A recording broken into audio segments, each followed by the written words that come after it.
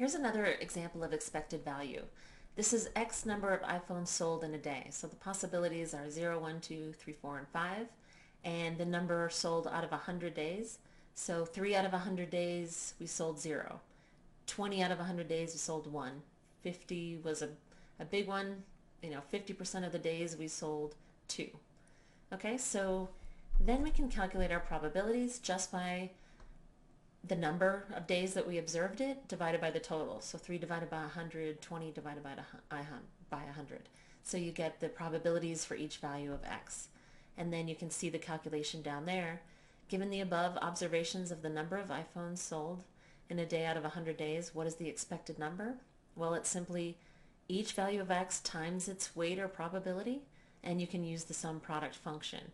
So that comes out to be 2.1. So 2.1 is the expected value. That makes sense that it would be near 2 since 2 had the highest probability. Okay, so what if we define x to be the number of employees who call in sick on a Saturday morning? Our store staffs 4 people each Saturday. The empirical probability distribution is, and here's a case where you don't have to actually calculate the probabilities with the number of observations over the total. We already have the probabilities. So highest probability is 0 calling in sick, which is good. 1 calling in sick, 28%. Obviously, it's going to be very unlikely that all 4 call in sick, so that's 2%. What is the probability that more than 2 people call in sick? Okay, so we talked about expected value in terms of the average, but notice what else we can do here. The probability that more than 2 people call in sick, I'm just going to add the probability from 3 and the probability from 4. Note that I would not include the probability of 2. So the answer here would be 0.06. Okay, so that leads us to compound events.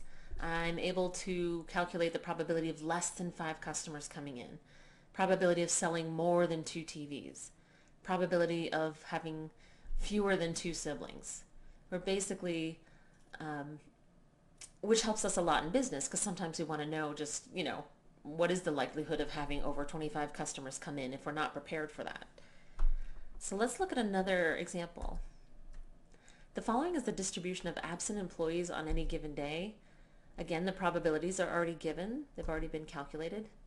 So what is the expected number of absent employees on any given day?